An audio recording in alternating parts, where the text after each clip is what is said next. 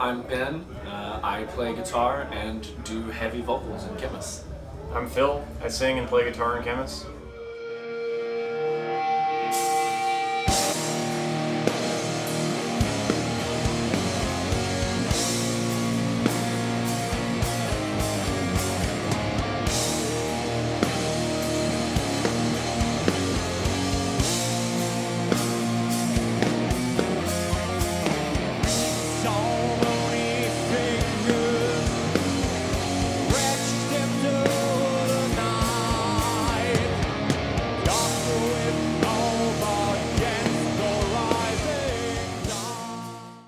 It's, I think we should just start making it up.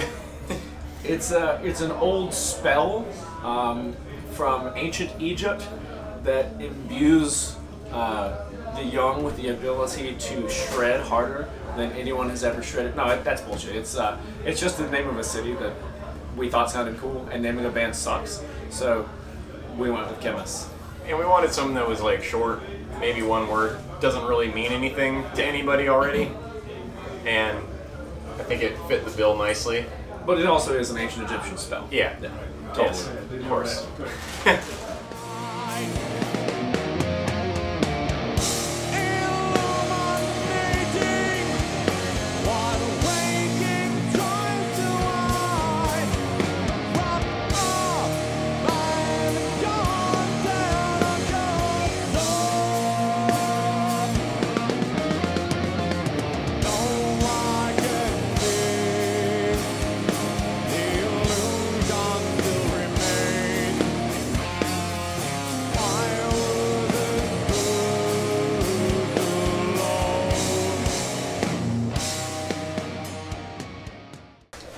It's just been logistically hard to figure out. We generally don't have like the ability to just tour anytime that we want, and it's just proven really hard to find an agent that could help us book a European tour. It seemed like it would be something that we would make happen sooner, but it just took us this long to finally put something together.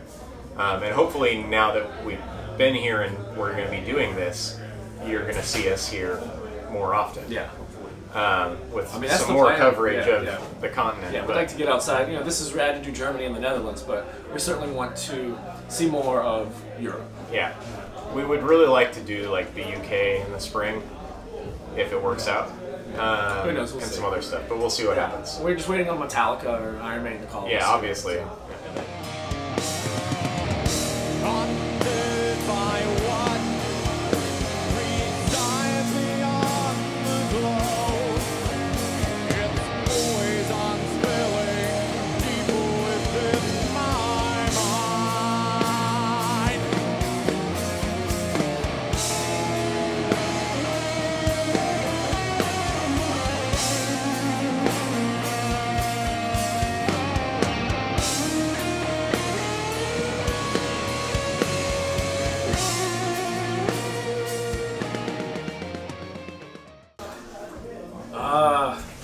That's a really good question. I mean, the thing that was so special about Haunted is that we went into writing that album and recording it and putting it out with no expectations whatsoever about what it might do for us. We've never had any delusions of being the most famous rock stars in the world or anything like that.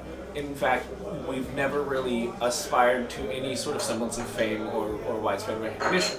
So Haunted was just an honest representation of where we were as, you know, four guys, four friends writing music. And when we released it, it seemed to really resonate with a lot of people, and it just sort of spread, I'd say like wildfire, like very slow wildfire. Yeah, like a very like chill, mostly like a word of mouth kind of following that it got, and it kind of took off. We got some really good press for it too, but because we had no expectations about what that album might do or what it might be, it really, it blew us away with the response. The fact that anybody connected with our music is amazing, but for it to resonate so strongly with so many people around the world, and that it has opened up opportunities to do things like tour with bands like Enslaved and the Black Dahlia Murder, and to play festivals like Roadburn and Doom Over Leipzig and Maryland Death Fest and all of these things, that it really put a lot of things in motion that we hadn't really even considered before. And it also was interesting because we had written the album, most of it before Absolution came out, because Absolution, we recorded it with our own money and we just tried to like find somebody to put it out. And so we really had no expectations at all because we didn't even know if anybody liked us, you know, with the first album or anything yet. And we were just sort of writing what we thought was like the logical next step in what we wanted to do. And a lot of it was like really came from a really personal place, and it was like a really sort of healing experience making the album. And I think that, like, honestly, that probably shines through in the reception that people have had with it. There's been a lot of people that have just like talked to me about what like the words mean or like what the sound makes them feel, or and it's really cool to see that like kind of emotional response from people that you've never met before, that can identify with what you're talking about in your own story. I think that was probably a pretty big part of the success too, was it just, for whatever reason, it was emotionally resonant with other people.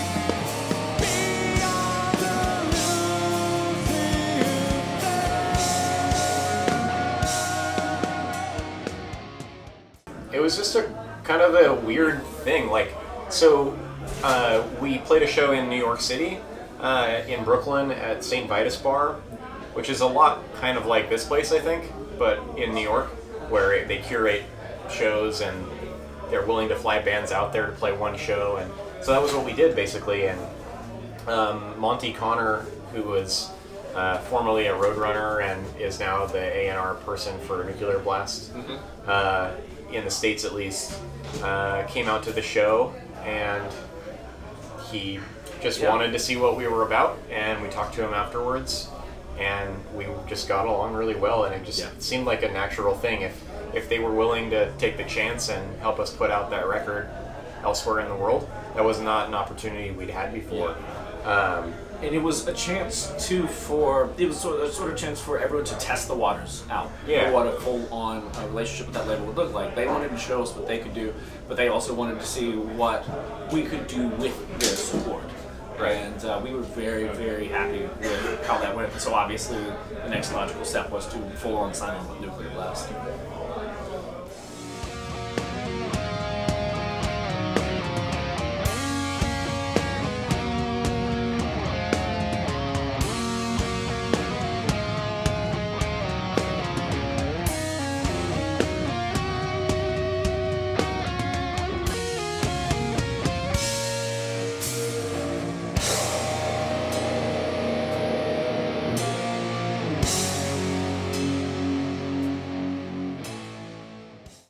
I mean, it was definitely way different.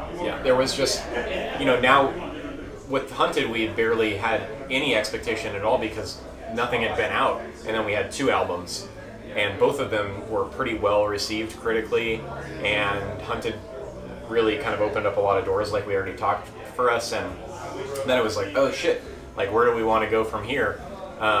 You know, where do we go from, like, if Decibel Magazine says Hunted is the album of the year, obviously we can't just like try and repeat ourselves, and that was not what we wanted to do.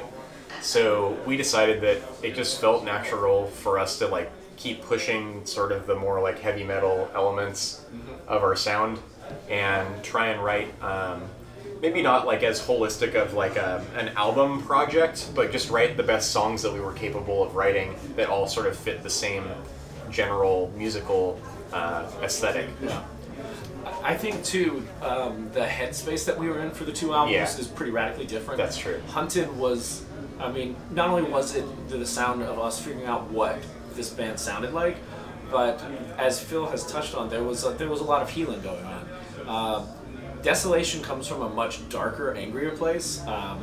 For various reasons, we were all in, I'd say, a much more darker collective headspace.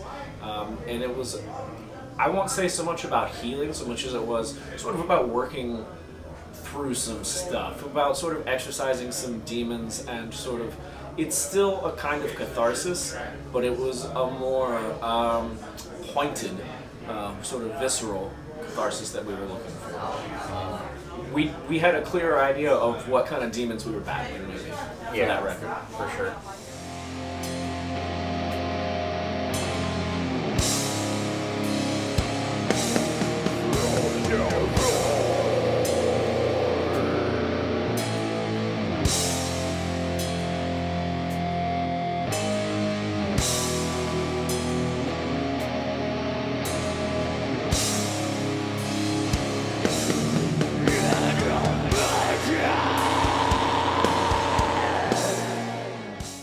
We just don't keep writing a song that we're not like 100% on board with. Everybody has to be like really into every single part, or else we just like do something else. We just like We've also never been in a position where we had time to write more than an album's worth of stuff, and that's something we might actually explore if we have the sort of luxury of writing for more time. With the last two albums, we've found ourselves in a position where we knew when we were going into the studio, and we knew how much material we wanted to have on that record, and that was all the time we had to write. So we just, rather than trying to like get extra songs, we knew we had a finite amount of time to write, and we wanted to make those songs as tight and as polished as possible. And we always like want them to be completely different from each other too. We never want two songs to sound alike on the same album, so we want to like be like, oh, here's what we're going to do with this song, and it's going to be its own journey, and then it's going to be a different one for the next song, and a different one for the next song. And so, you know, like, when we're stockpiling riffs and ideas when we're writing music, we'll both have, like, hundreds of ideas that we don't end up using because they might be too similar to something else that we already did, or too much like something from Hunted or something, you know, and or so we'll take an idea, and by the time we filter it through all four of us, it is so far removed from what it was initially that you know, we will find new inspiration in that. We're like, oh well, if it sounds like this, now we can go this way with it. And yeah, it just, I think we have just sort of naturally gravitated towards thinking about the album holistically, like knowing the sort of large trajectory that we want the songs to sort of move across, but making sure that each song, like Phil said, like has an identity, and that it hits different notes with us. Like, we don't want to feel the same when we play. Like, we just played for 70 minutes. If we felt the same for all 70 minutes, if those songs felt the same to play, we'd be bored out of our minds. So we try to take that into account too. To an extent, what it feels like to play live, but mostly just what it feels like to us to listen to and to create these things.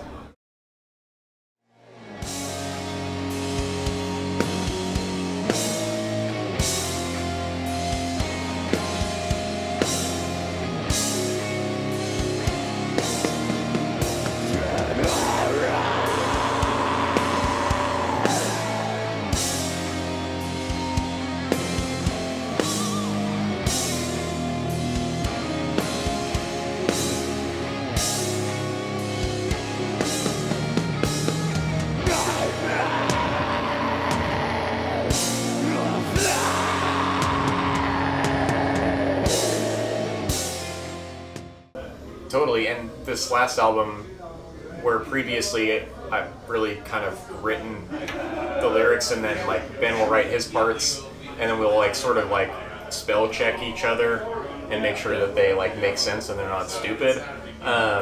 On this album, we've worked like really collaboratively on all of it, because I think that like Ben also had a really interesting story that was relevant to be telling at the time, and so especially with like a song like Isolation, it really was you know, like trying to sort of understand like where Ben's headspace is and like relate it to my own experience and think about the same emotions or something to try and come up with what it should be. And honestly, it was pretty hard to write that way, because it's like to some degree, you're not just like creating something, it's more like witnessing something and then seeing how you relate to it, and then trying to write something that captures the feeling of both parts. And it wasn't just, you know, Ben and I, it's also like this collective thing, because like where we were at in the country politically, and it was just like a really interesting time to be thinking about issues like anger, you know, despair. I mean, there's a lot of despair in that record, I think. Or like despair, but also like coming to terms with despair. More like a grief version of despair or something. Yeah, which I think is called grief. But fair enough. No, you're absolutely right. I think one thing that we've always done, we've always tried to do at least, and hopefully it has come across, is that in anything that we do, we want it to be an honest representation of who we are and where we are, but we also don't want it to be so pointed and so explicit about what it is we're trying to convey that it pigeonholes the experience of the listener. There have been, when we were on tour this summer, a guy came up to me at the Montreal show and was telling me about how the song Flesh to Nothing matters to him, and the stuff that he was going through, and how certain lines he felt like they lined up with his life. And like, his experience was totally different than anything any of us have lived. But that's kind of what I think the goal is to create art that is honest and emotive without being just a sort of explicit retelling of things we've been through. Because that's harder for people to relate to. Mm-hmm. To some degree, if something is autobiographical, you're just learning about that person. But if it's more like seated in metaphor or in a feeling rather than an event, it's something that other people can relate to rather than learn about. And I think that's what we generally shoot for, rather than like, here's a story about something that happened. You know? The song is called Bloodletting.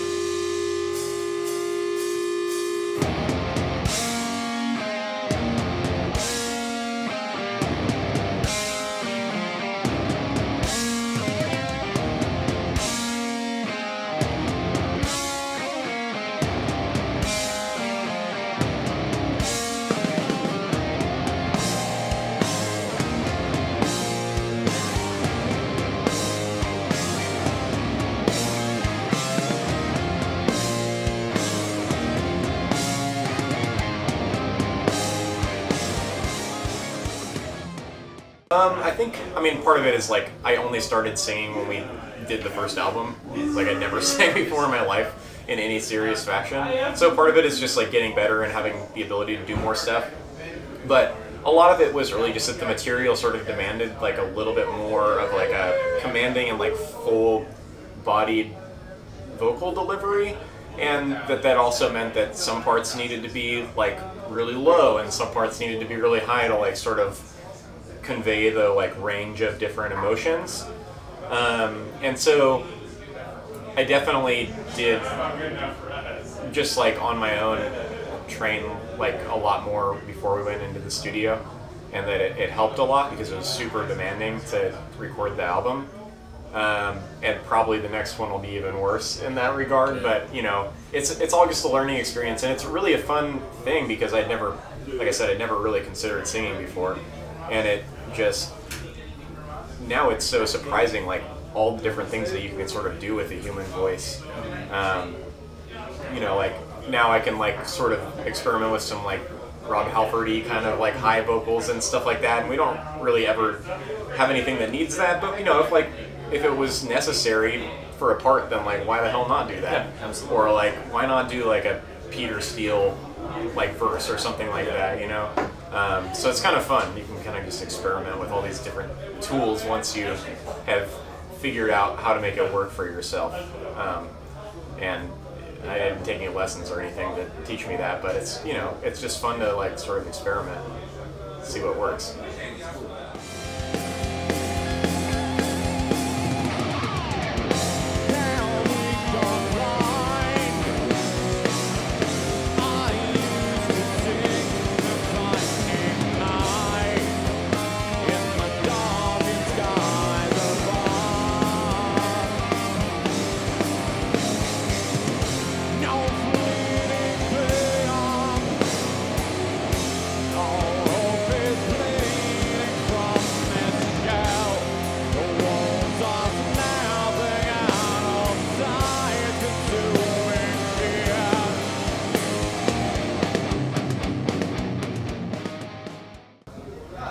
know the answer to that question.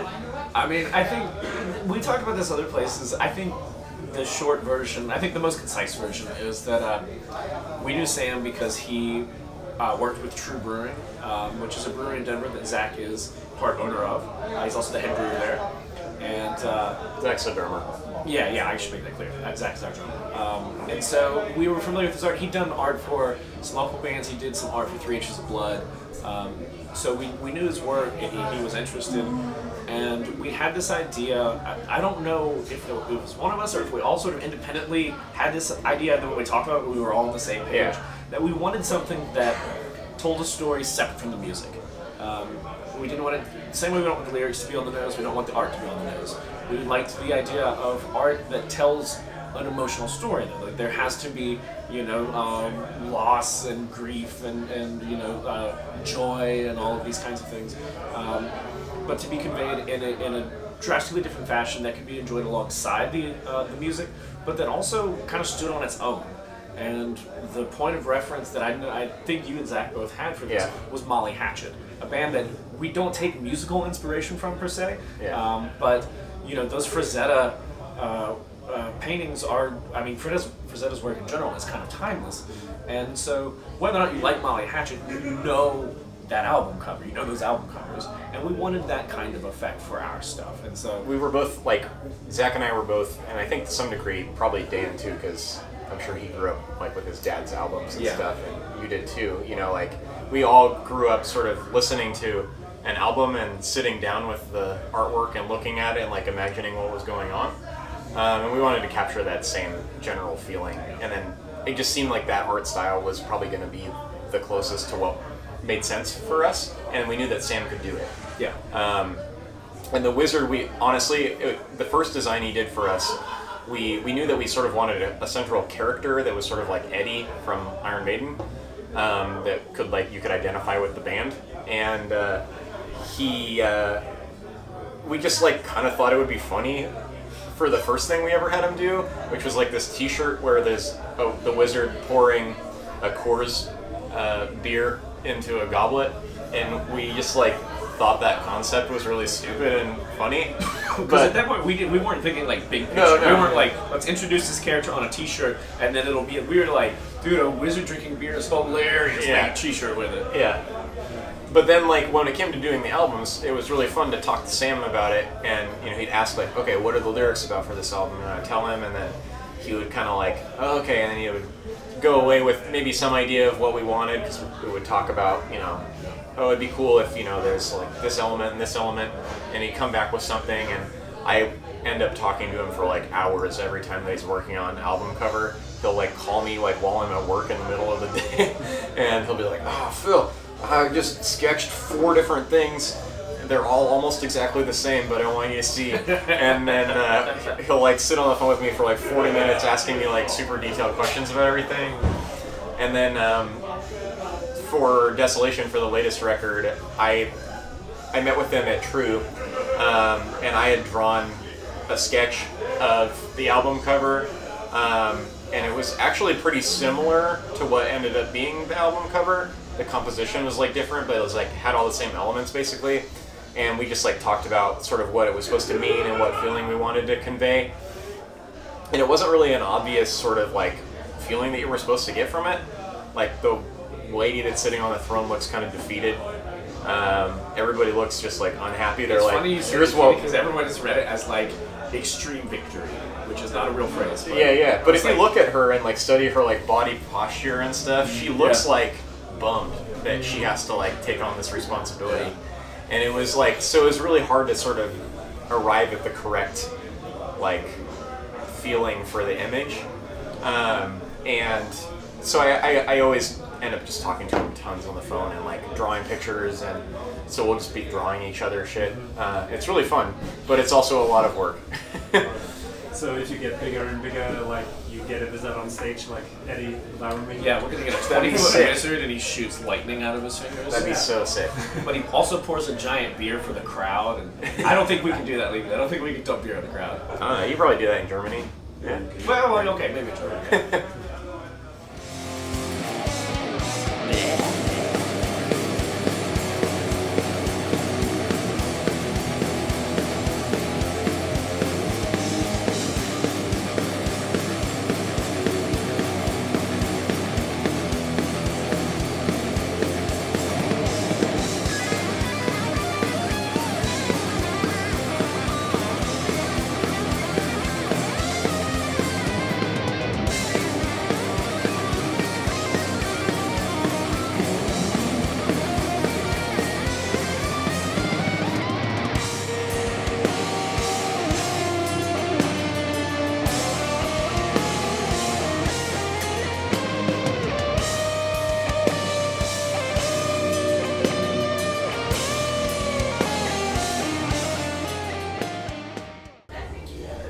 I think we've kind of adopted the moniker doomed heavy metal, doomed as the sort of adjective describing the feeling, but because it's not like we've got a wall of vintage amps with big muff pedals through playing Sabbath riffs. And not that there's anything wrong with bands that do that, but like that's not us. We were closer to that on that first record. But the feeling of doom is one that is oppressive, is well, not inherently oppressive, but is intense and is very visceral. You feel it in the body, but also I think there's something special about doom or doom adjacent music that there can be a more sort of honest emotional component to it. There doesn't have to be the posturing about being tough and brutal and evil. It's like the soul music of heavy metal or something. I like that, yeah. Especially when you think about bands like Neurosis or Yom, who are not, like, stylistically may not be huge influences on our playing, but are tremendous influences on us in terms of how we approach music and the sort of honesty that we always want to convey, that I think any artist should try to convey.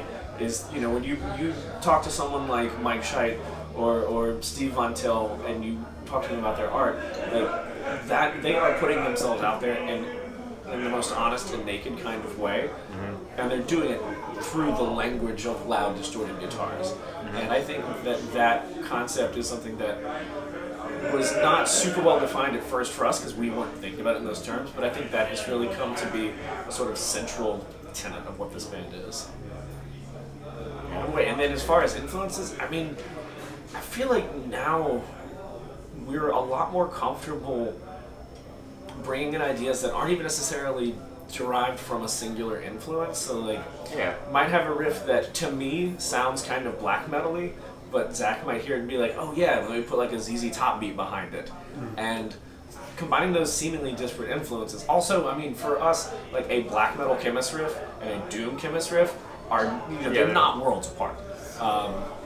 At least to most people they aren't. And the truth is, like, I think the way that we usually are approaching songwriting anymore, we're like, oh, okay, this part was cool, what should happen next?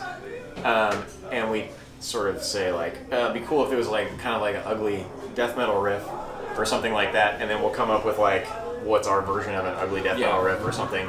And so it's more like about, you know, the feeling of a certain like direction that the song is supposed to take, rather than like, let's do like a massacre riff, you know, right now or something. You know, like it's not quite that direct. I mean, listen to a lot of Weekly. Here's this. Yeah. It's just like, this song should feel sad. Well, actually, that's kind of all our songs. Yeah. But this song should feel like sad and ugly, or it should be more beautiful here, or things like that.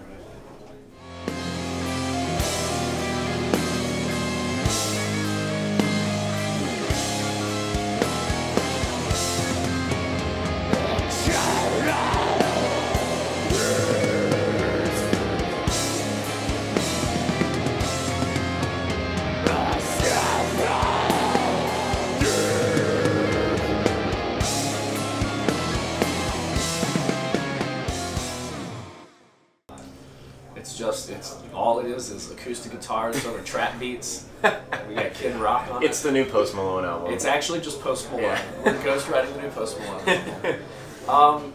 I mean, we're so early in the writing process that I wouldn't dare try to tell you exactly what it sounds like.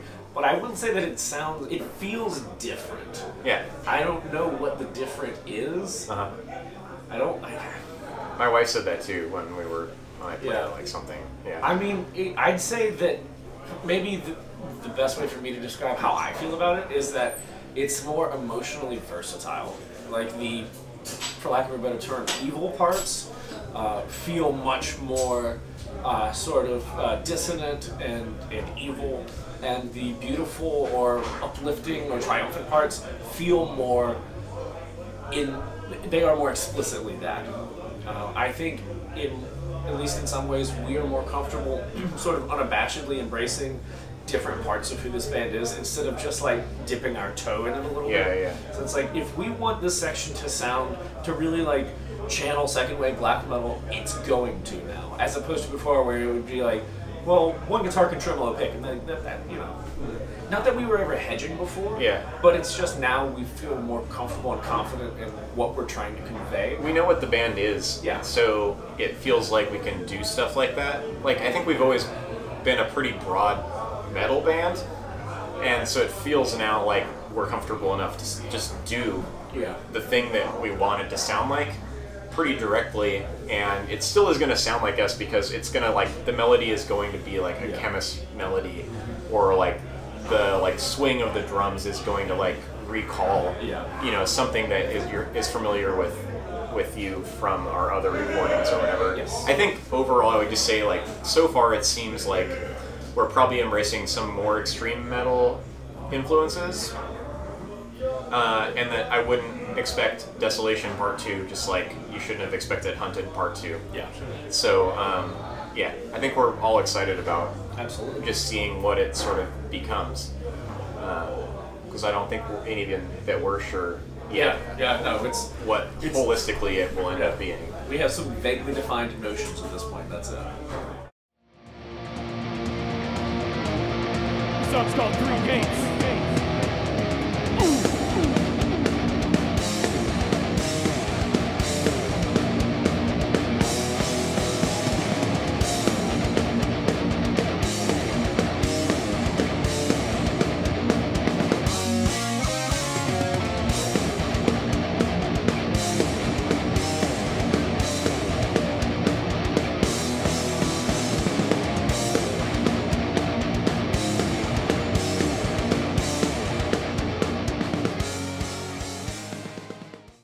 I'll dive into the second one first. Fuck no.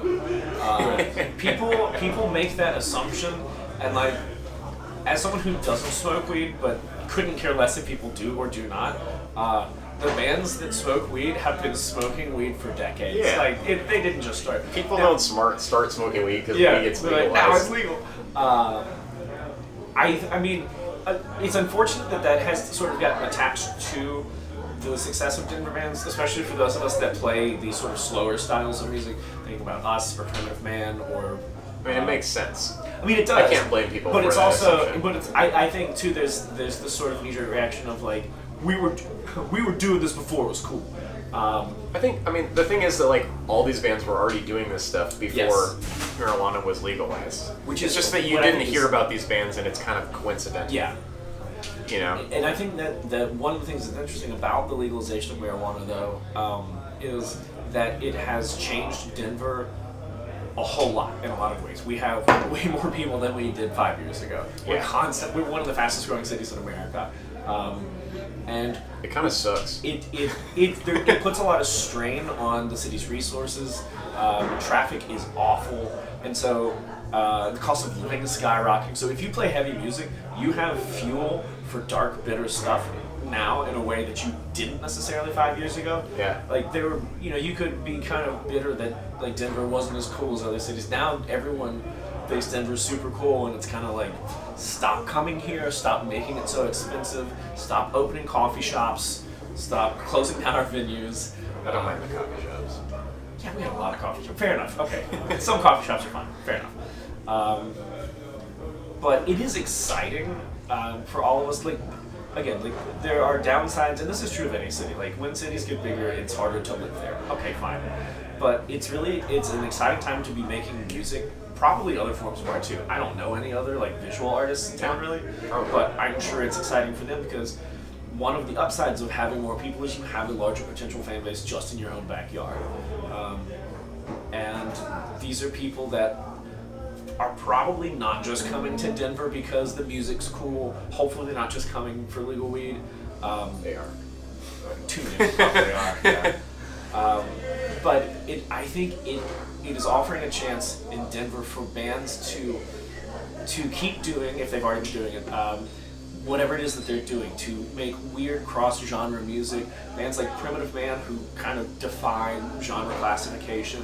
Bands like Dreadnought that do everything, and then we have, at the same time, a large enough fan base in Denver that new bands, younger faces can get out there and not have the sort of horrible experience that comes with being in a band quite often, which is starting in your hometown and there's nobody that cares. You've got the established sort of senior members of the scene that don't care. The scene's pretty good about lifting new bands up and supporting each other.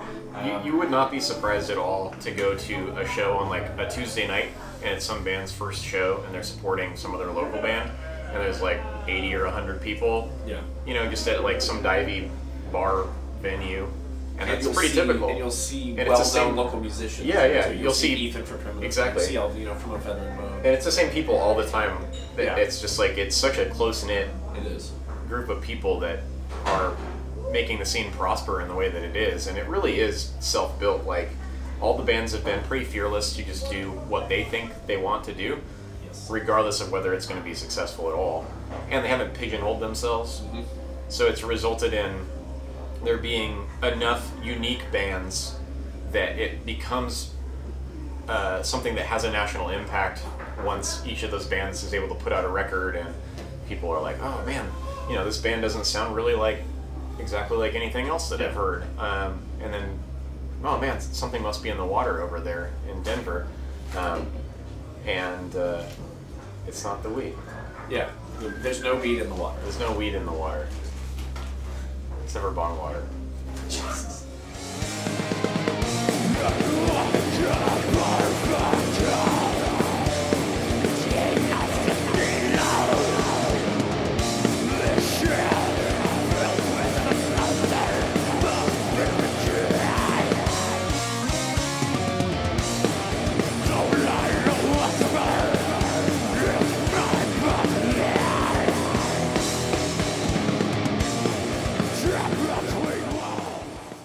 We're playing a festival tomorrow. Yeah. I mean, we're gonna keep doing what we do, man. We've got this European run. What's that? We're going out as soon as we get home. We're home for like 10 days or so, and then we go back out in the U.S. We're doing a short West Coast run with Un, a fantastic funeral doom band from the Pacific Northwest. We're starting to see some things shape up for next year.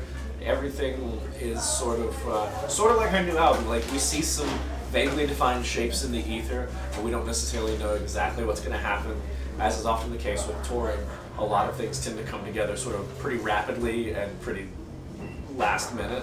I would say like next year is probably going to be a good year for anyone that's waiting for new Khemmis material. Oh yeah. It's very likely that we'll both have a new full length and another release that we can't really talk about yet. Well, and then we already have ready. We can. And the Allison Chains. So there's probably 3 different Khemmis releases coming out next year. So yeah, we covered a song for a project done by Magnetic Eye Records. They are recreating Allison Chains' Dirt album, and they have a different band covering each song on the record. And we covered a song. They'll announce what that is soon. I think that's probably going to come out sometime in like the first quarter of next year. I'm not entirely sure. Yeah. When you've got like 12 or 13 bands all recording their songs separately, you know, I'm sure the logistics are a nightmare. But that's coming out, and then definitely another thing, and then fingers crossed, a studio album. I mean, you know, again, we can only sort of see what's vaguely defined. The plan is to have that album out, but you know, if Judas Priest tries to take us out, then Khemmis Album 4 comes out in 2021, baby. We're gonna turn them down. Judas Priest, come knocking, please. Come on, Osnabrück, I want to see you bang your heads with us.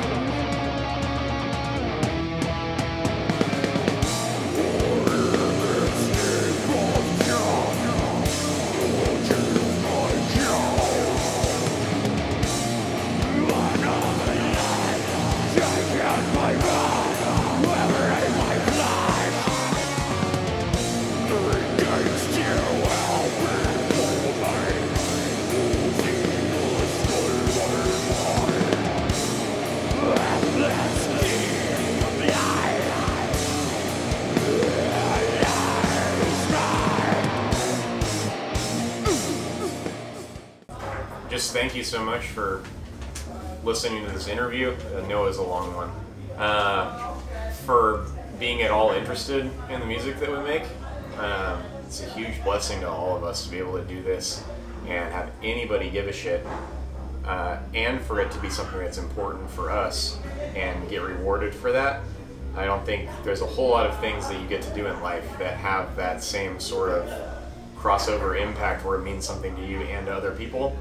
and half of that equation is you for listening to it, liking it. So yeah, just a very heartfelt thank you for. So this goes to you. Cheers. Yeah.